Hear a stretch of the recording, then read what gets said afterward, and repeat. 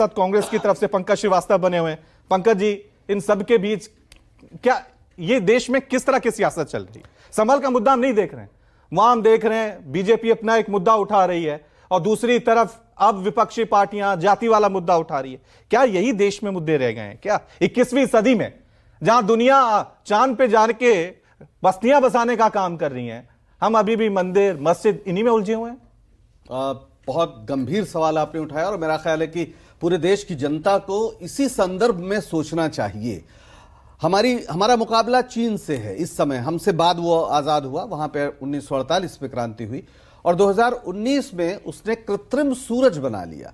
और अभी जो ताजा खबर है अभी 2 दिन पहले की कि उसने कहा कि हमें गूगल की जरूरत नहीं है, उसने अपना ओएस जो पूरा सिस्टम है जैसे एंड्रॉयड काम करता है उसने अपना बना लिया। तो मुकाबला यहां पर चल रहा है और हमारे देश में सियासत क्या हो रही है, खोदने की सियासत हो रही है हर जगह ताकि ये देश मलबा बन जाए।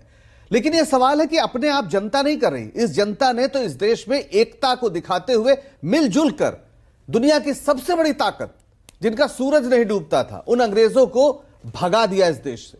उस देश की, इस देश के जितने भी धर्म के लोग थे, हिंदू मुसलमान सिख जितने भी बौद्ध पारसी, सब ने मिलकर इस देश में एक ऐसा नया भारत का निर्माण किया जो कभी था ही नहीं। जब कभी था नहीं तो मैं कह रहा हूं कि आधुनिक राष्ट्र राज्य जो लोकतांत्रिक भी है, जो सेकुलर भी है, जो कल्याणकारी राज्य की अवधारणा रखता है, ऐसी कोई किताब लिखी नहीं गई। और इस देश में अभी एक सज्जन कह रहे थे कि हिंदुओं की किताबें जलाई जाती हैं, वो किसी मुसलमान ने नहीं जलाई, वो डॉक्टर अंबेडकर ने जलाई मनुस्मृति। तो एक सामाजिक प्रश्न है, वो गैर बराबरी का प्रश्न है, उस पर अभी मैं बात करूंगा। लेकिन असली जो बात है कि 1991 में जो वर्शिप एक्ट बना उसकी नीयत क्या थी? उसकी नीयत इस देश में शांति लाने की थी कि भाई ऐसा मत करो, हो गया जो अतीत में था। क्योंकि कितना पीछे आप जाएंगे, आपको पता है कि बद्रीनाथ जो है, जो बहुत पवित्र स्थल है हिंदुओं का आज, वो एक बौद्ध स्थल है।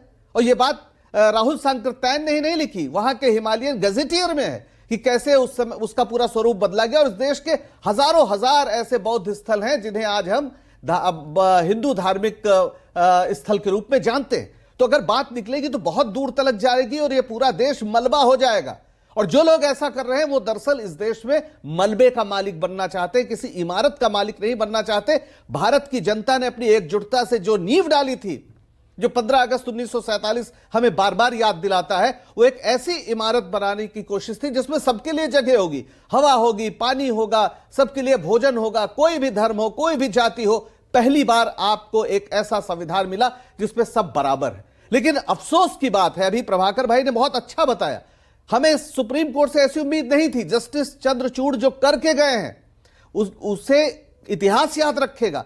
आप एक फैसला देते हैं बाबरी मस्जिद का जिसमें कहते हैं कि उसका सम्मान होना चाहिए वर्शिप एक्ट का, तो एक अच्छी बात है, ठीक है। बाबरी मस्जिद के फैसले को, राम मंदिर के फैसले को इस देश ने बड़ी शांति से स्वीकार किया, कहीं पर कुछ झगड़ा नहीं हुआ, कहीं पर कोई दंगा नहीं हुआ। लोगों ने स्वीकार किया कि ठीक है, अदालत ने फैसला दिया, अब लड़ाई खत्म, अब सब लोग मिलजुल कर इस देश को आगे बढ़ाओ। पर हो क्या रहा है, अब तो अजमेर शरीफ पर भी पहुंच गए लोग और आज इनकी ताकत इस तरह हो गई, इनकी रणनीति हो गई है ये करने की, तो जगह जगह अदालतों से ये इस्तेमाल हो रहे हैं, अदालत का इस्तेमाल कर रहे हैं। अदरवाइज जब इनकी ताकत कम थी तब भी ये किताब बांटा करते थे कि ताजमहल दरअसल तेजो महल है।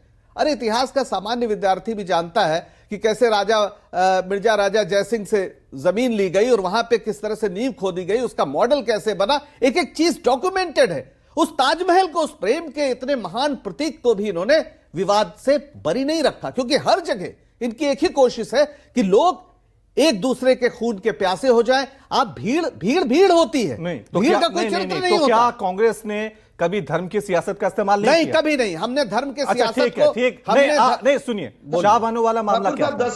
शाह बानो वाला मामला क्या था? धर्म का सियासत, राम मंदिर को लेकर सबसे पहले ताले किसने खुलवाए? ये तो कांग्रेस ने किया ना। नहीं, धर्म का राजनीतिक इस्तेमाल नहीं है। शाह बानो वाले मामले में आपको नहीं लगता? आज भी शाहबानो पे जो फैसला हुआ है, जो संसद में हुआ था, उसी से सारे फैसले हो रहे हैं। वो एक सुप्रीम कोर्ट ने क्या फैसला दिया था? सुप्रीम कोर्ट का ही फैसला है। सुप्रीम कोर्ट ने फैसले में जो लेटेस्ट हुआ है 2000 के बाद, प्रभाकर जी से पूछ लीजिए, उसने जो संसद में हुआ था उसको ओन किया है। आप इसको इस तरह से मत देखिए, आप इस तरह से वॉट अबाउटरी मत करिए। सवाल है कि समाज में हर मंदिर के नीचे नहीं व्हाट अबाउटरी नहीं है, व्हाट अबाउटरी नहीं है। मस्जिद आज मैं ये कह रहा हूं इस देश की सियासत में चाहे कांग्रेस हो, बीजेपी हो, समाजवादी पार्टी हो, जिसको जब मौका मिलता है बिल्कुल वो अपने अपने हिसाब से मैं आपसे कह रहा धर्म हूं, को, जाति को इस्तेमाल करता है। रवि जी फैक्चुअली आप करेक्ट नहीं है, क्योंकि हमारे पास मौका था तो हमने 1991 में वर्शिप एक्ट बनाया। वर्शिप एक्ट किस लिए बनाया? कि इस देश में शांति स्थापित हो, इसलिए नहीं बनाया कि इस देश में दंगे हो और हर मस्जिद के नीचे एक मंदिर की तलाश की जाए। और अभी 2 साल पहले मोहन भागवत ने एक गंभीर बात कही थी, इनके आरएसएस के नेता ने।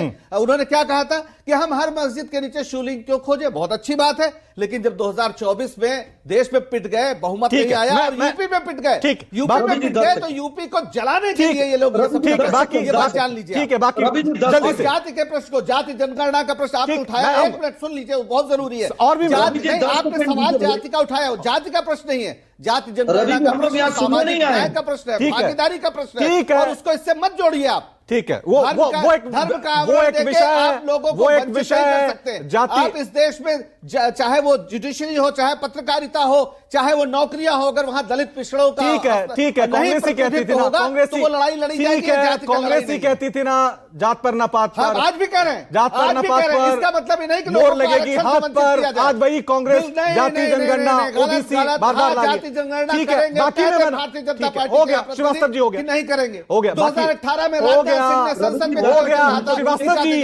श्रीवास्तव जी हो गया, आरएलडी की तरफ मैं रुक कर लेता हूं।